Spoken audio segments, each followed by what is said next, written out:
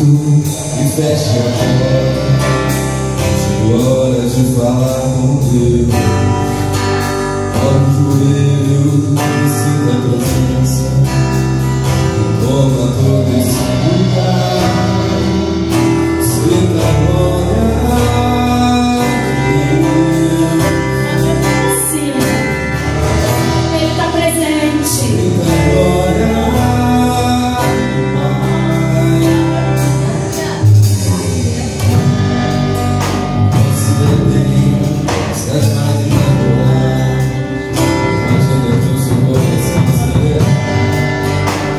Descendo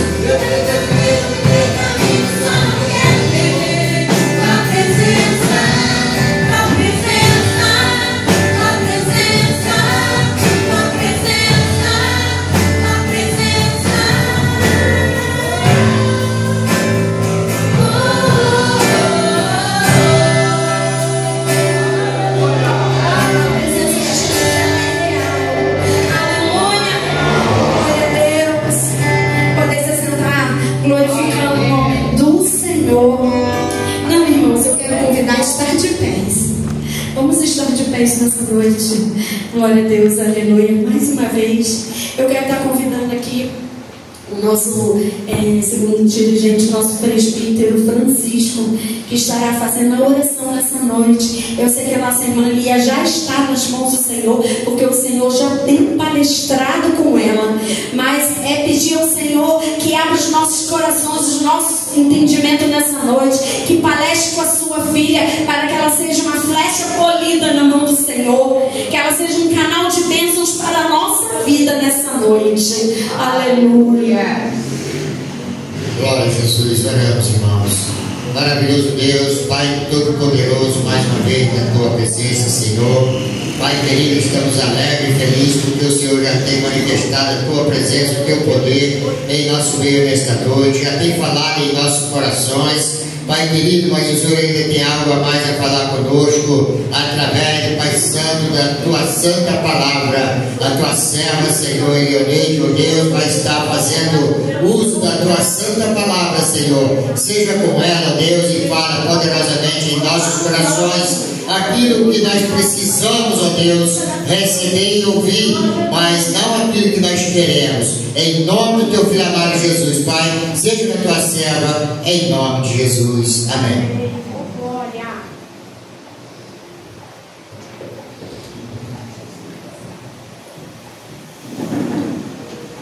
Cumprimento os irmãos com a paz do Senhor.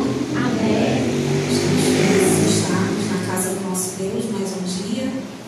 Quantos gostariam de estar na casa do Senhor, mas infelizmente por inúmeros motivos não puderam estar, mas nós fomos privilegiados nessa noite, porque pudemos nos reunir aqui com os nossos irmãos em Cristo, com a nossa família espiritual, para juntos adorarmos o nome daquele que é digno. Abra sua Bíblia em Josué, capítulo 1. Perdão, irmãos, Números capítulo 13.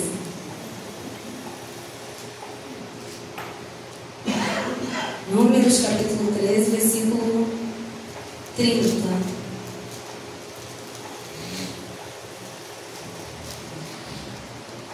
E diz assim: Então Caleb fez calar o povo perante Moisés e disse: Eia, subamos e possuamos a terra, porque certamente prevaleceremos contra ela.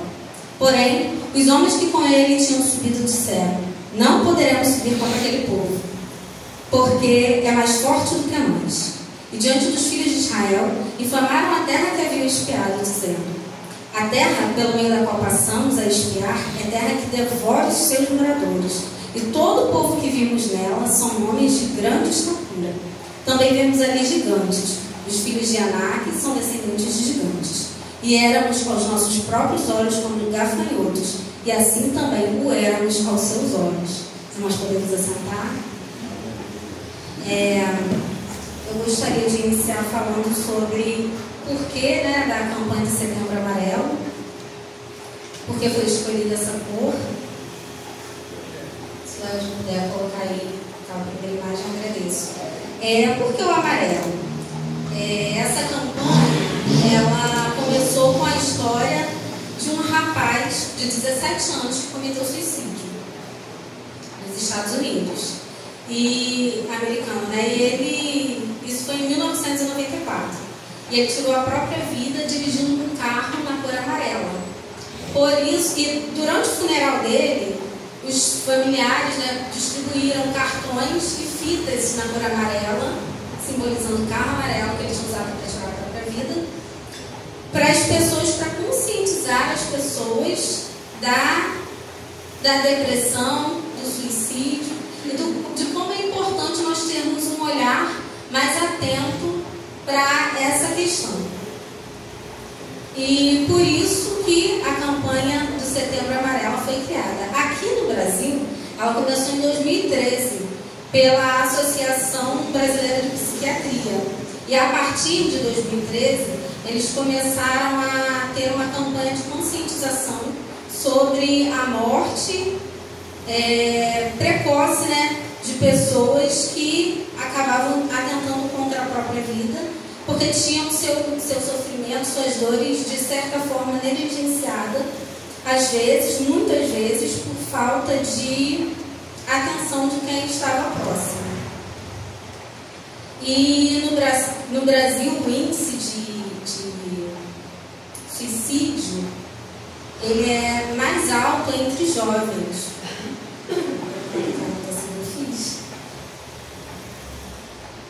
Uma pesquisa aponta, né, que essa morte é entre jovens de 15 a 29 anos. E pessoas muito novas que acabam perdendo a vida por, às vezes, por falta de informação, por falta de conhecimento, por falta de um ombro amigo, uma palavra amiga. E nessa noite eu gostaria de falar um pouquinho sobre isso, né? Bem rápido, assim. Se conseguir falar pouco, vou conseguir. E nós lemos aqui a passagem, em Números, capítulo 13, versículo 30, sobre a saída, quando Israel saiu do Egito e foi conquistar a terra prometida, que Deus tinha prometido a eles. Nós sabemos que a geração que saiu do Egito, ela morreu no deserto. Ela pereceu ali. Somente Josué e Caleb daquela geração chegaram à terra prometida por Deus.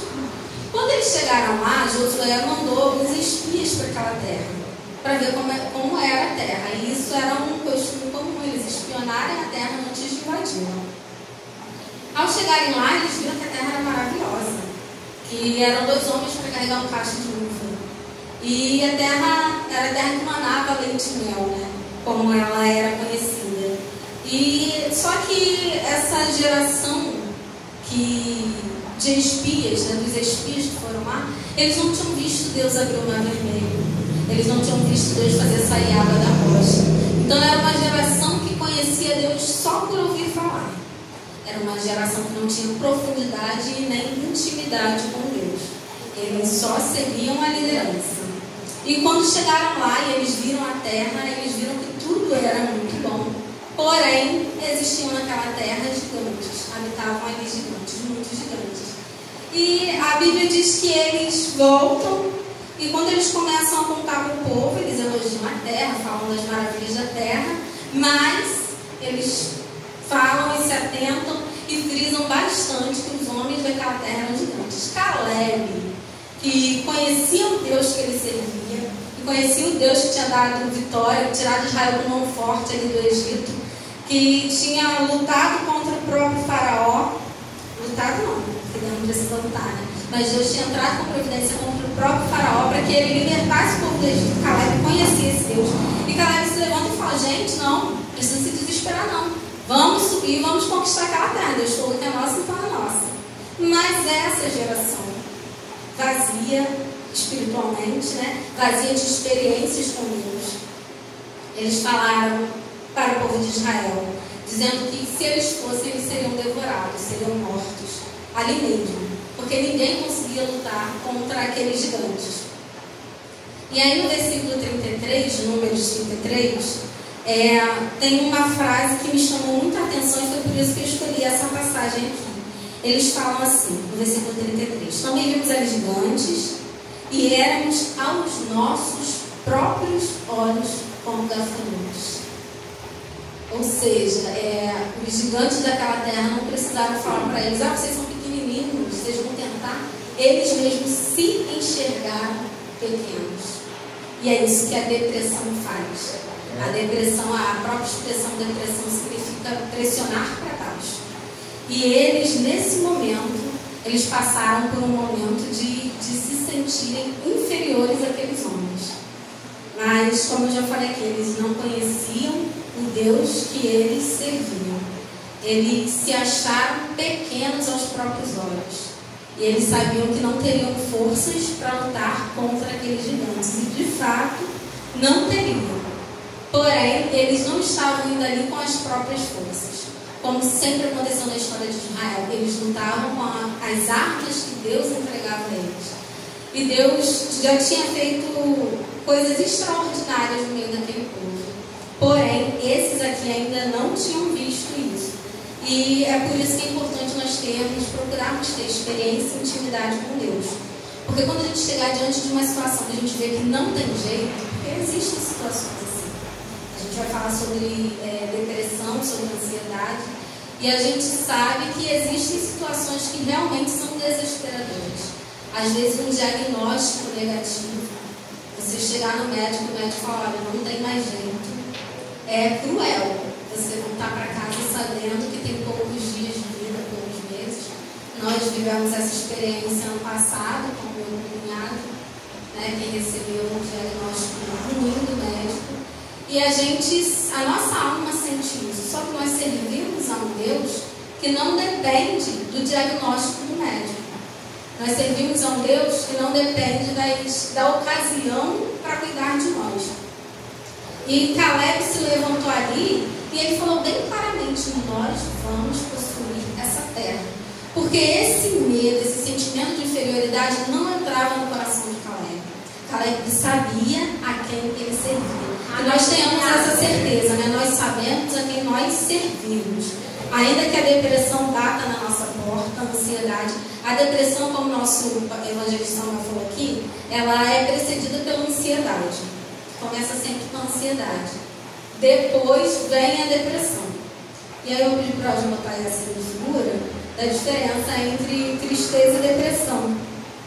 Porque às vezes a gente passa por momentos de tristeza. Como eu falei aqui, um diagnóstico ruim, uma notícia ruim, perder alguém, perder um ente querido, um amigo, isso mexe com o nosso emocional. E não é por causa disso que a gente está em depressão. A gente precisa viver as fases do luto da forma correta. Então, a tristeza, o que ela é? Ela tem sempre um motivo. A pessoa pode subir a tristeza. A pessoa sabe por que está triste. Então, eu estou triste porque eu recebi um diagnóstico ruim, eu recebi uma informação ruim, eu perdi alguém querido. Então, a tristeza, ela sempre tem um motivo. E a pessoa triste, ela pode ter sintomas do corpo, como aperto no peito, taquicardia, chorar, não conseguir dormir, entre tantos outros sintomas que a tristeza dá. E ela também costuma ter pensamentos repetitivos sobre a razão da tristeza. Então, aquilo está sempre marcando na mente, né? A gente, quando perde a gente querida, do nada a gente lembra da pessoa. Eu tinha caminhoneiro, ele tinha um caminhão amarelo. Ele faleceu, né? Ano retrasado. Mas toda vez que eu vejo o caminhão amarelo, eu lembro dele. Só que essa tristeza não me causa desespero. É uma tristeza, uma dor, porém ela não causa desespero. Pode passar. Agora, a depressão, ela já é uma tristeza profunda, sem conteúdo. Já viu aquela pessoa que está sempre triste? Ela não consegue ver beleza em nada. Como o pastor falou aqui, já desistiu da vida, né? Essa, sim, configura a depressão. É uma tristeza sem fundamento. Ela não sabe nem explicar porque está tendo aquele sentimento. A profundidade da tristeza também é importante. Porque aí, através dessa tristeza sem fundamento, que a pessoa não sabe explicar, ela começa a ter pensamentos suicidas. E aí vem esses pensamentos ruins. Quando a pessoa está deprimida, ela sente essa tristeza contínua e profunda por pelo menos 2 semanas. A gente está falando isso por quê? Porque às vezes a gente tem alguém próximo da gente com depressão e a gente ainda não conseguiu perceber isso. Aí vem aquelas frases antigas, né, que algumas pessoas falam, por falta de conhecimento, acredito eu, é frescura, quer chamar atenção, é falta de Deus, mas nem tudo é por isso. Existe a depressão, que ela vem por conta de deficiência de vitaminas no organismo, a depressão causada pela alimentação, né, uma alimentação fraca, a pessoa pode desencadear uma depressão, ou por uma tristeza, por um luto que ela passou e ela não conseguiu atravessar aquele luto e acabou chegando à depressão. E também pela ansiedade. A ansiedade é o mal do século, né? A gente já ouve falar sobre isso há muito tempo. A gente que trabalha em escola, a gente está sempre, Bruna está ali, é testemunha, a gente está sempre lidando com crianças com depressão, com ansiedade, adolescentes que se mutilam, que tem adolescentes na escola do trabalho, que a gente precisa vigiar constantemente por esse motivo. E tem uma vida aparentemente boa. Se a gente for olhar, não encontra motivo para a pessoa estar naquela situação. Só que esses conflitos, eles são emocionais, estão dentro da mente da pessoa. Mas existem formas da gente lidar com a depressão e sair dela. E aí tem umas dicas, eu trouxe aqui umas dicas bem básicas para lidar com a depressão e a ansiedade. Aí a primeira dica são dicas para o dia a dia. Esse não é o amarelinho, que é todo amarelo. Esse é o último. Tenha uma rotina clara, defina horários para fazer as tarefas. Inclua na rotina coisas que te deem prazer, até mesmo abraçar quem você ama ou sair para comer algo gostoso. Terceiro ponto, cumpra tarefas para ter a sensação de maestria e de missão cumprida, dando o seu melhor e sabendo disso. Cultive um corpo forte, exercícios físicos, sono e alimentação saudável. Se ame e cuide do tempo do Espírito Santo. Se envolva em ação social, missões, o reino precisa de você. São passos assim, se a gente for olhar, são muito básicos, são bem simples no nosso dia a dia, mas que podem fazer toda a diferença. Às vezes a gente está triste, não quer sair de casa, não quer interagir, não quer vir para o evangelismo, não quer vir para o evangelismo porque estou desanimado, estou triste. Só que quando a gente faz o bem, a gente se sente bem. Deus já fez todo o processo direitinho, né? Deus já fez isso para que a nossa convivência em sociedade fosse melhor. Então, quando eu faço bem para o outro, eu fico melhor. Quando eu defino a minha rotina, eu lido melhor com o meu dia a dia. Minha casa está uma bagunça, eu posso começar aos poucos, com uma coisa mínima. Eu posso levantar hoje só arrumar a cama. Mas faz um esforço, arruma a cama. No outro dia, junta o lixo, organiza outra coisa, lava uma louça. Então, pequenas tarefas, elas podem ajudar na sensação de missão cumprida. Porque às vezes a gente sente que não está tendo utilidade, porque não está conseguindo concluir todas as tarefas que a gente gostaria de concluir. Cultive um corpo forte. Fazer uma caminhada é gratuito, né? A natureza aqui em Santa Lúcia é tão bom para caminhar. Então, às vezes, a gente está ali com aquela tristeza, remoendo aquilo, mas a gente pode sair para caminhar, dar uma passeada no ar livre, pegar um vento, respirar um ar, né? Beber uma água e fazer atividade física e manter uma alimentação saudável, é muito importante. Não se alimentar só de bobeira, né? Cachorro quente, pizza. Ter uma alimentação forte ali, legumes, frutas. Tudo bem. Oi? Tudo orgânico, de preferência. Só procurar a Lidiane depois. Uma alimentação saudável, porque a nossa alimentação também adoece a nossa mente. Por isso temos uma geração tão doente. E se envolver com coisas boas, né? Às vezes a gente perde tanto tempo nas redes sociais e vendo a vitória dos outros, porque ninguém posta coisa triste na rede social, né? Ninguém vai lá e posta, hoje eu não consegui lavar a louça, dormi com a pia cheia. Ao contrário, no dia que a gente está com a casa arrumada, que a gente vai tirar a foto para postar na rede social. Então, assim, não se alimentar disso. Porque, às vezes, a gente vê as pessoas só conquistando e não tem ideia das lutas que as pessoas passam. E parece que só a gente passa por problema. Poxa, parece que só eu que passo por isso. O casamento de todo mundo é bem sucedido, só o meu que não. A vida financeira de todo mundo é bem sucedida, só a minha que não. Mas cada um sabe as lutas que passou para chegar onde está. Cada um sabe cada batalha que lutou.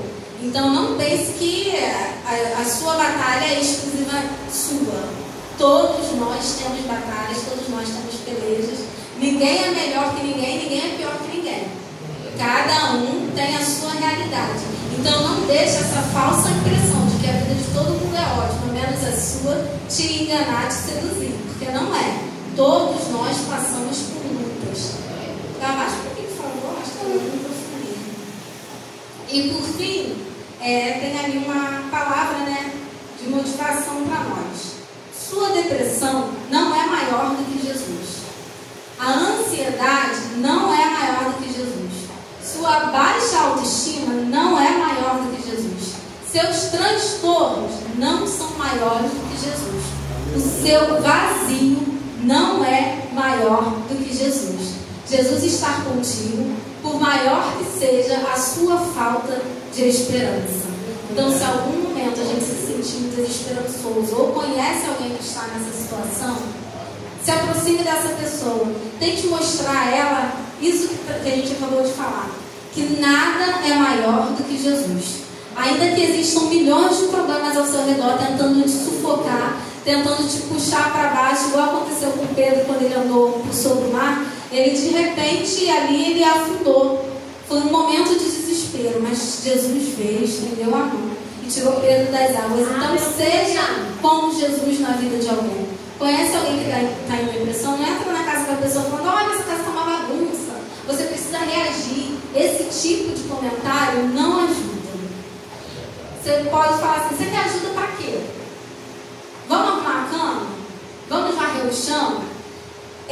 Tente lutar as batalhas daquela pessoa junto com ela. Ninguém tem depressão porque quer, ninguém tem depressão porque acha divertido, ninguém tem depressão porque optou por isso, para chamar a atenção. Não é? A alma daquela pessoa está doente, está precisando tanto de Jesus quanto da sua ajuda. Então seja luz na vida de alguém. Não aponte o dedo, estenda a mão para ajudar, para erguer aquela pessoa. E se você está passando por uma situação ou de tristeza, ou de luto, ou de depressão, saiba que Cristo te estende a mão. E nós somos a extensão do corpo de Cristo. Ele é a cabeça, nós somos o corpo. Então nós também estamos aqui para estender a mão. Qualquer momento de desespero, antes de se desesperançar, procure alguém que você tem confiança, principalmente alguém que conheça Cristo. E com certeza essa pessoa vai estar orando por você, com você, para que você saia dessa situação. E lembrando que, como está escrito ali, a vida é um presente. Quantas pessoas gostariam de poder viver e não podem? Porque receberam, a doença bateu na sua porta. E nós temos essa possibilidade de viver os nossos dias bem.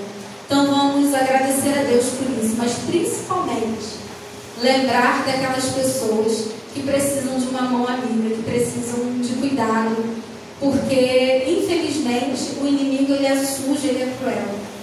E ele fica martelando na mente dessas pessoas.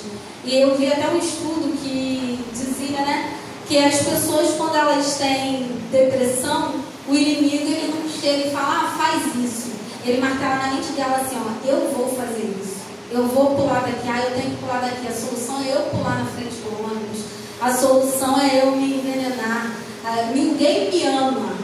Ele faz com que a pessoa ache que aquele pensamento é dela, mas é o inimigo tentando oprimir aquela vida. Então que a gente possa ter um olhar espiritual para a tristeza do outro, para o sofrimento do outro, que a gente possa ter um olhar amigo, que a gente possa cumprir aquilo que Jesus ensinou. Porque chegar aqui e falar que ama Cristo é fácil, mas às vezes estender a mão para alguém que está precisando é mais trabalhoso. Mas foi para isso que Cristo nos chamou. Nós só somos igreja por esse motivo. Jesus falou assim: e nisso conhecerão, o mundo conhecerá que vocês são os meus discípulos, pela forma como vocês se amam. Então que a gente possa ser alguém que ama, que a gente possa ser luz, que a gente possa ser alguém que levanta alguém. Cristo nos chamou para isso. Senão a nossa vida cristã é vazia. Se a gente não pode amar, se a gente não pode abraçar, se a gente não pode levantar alguém caído, a gente está sendo cristão de forma errada. Porque nós fomos chamados para isso. Deus nos cura para que a gente possa curar outras pessoas. Como está escrito ali, você é mais forte do que você imagina. Lá em Josué, Deus fala assim para ele: ser forte e corajoso. E Deus só fala isso porque Deus conhecia a força que Josué tinha, por mais que Josué achasse que não. E essa palavra eu quero reproduzir para nós nessa noite: que sejamos fortes e corajosos. Fortes para sair da depressão, fortes para sair da ansiedade e fortes para tirar alguém da depressão, fortes para tirar alguém da ansiedade.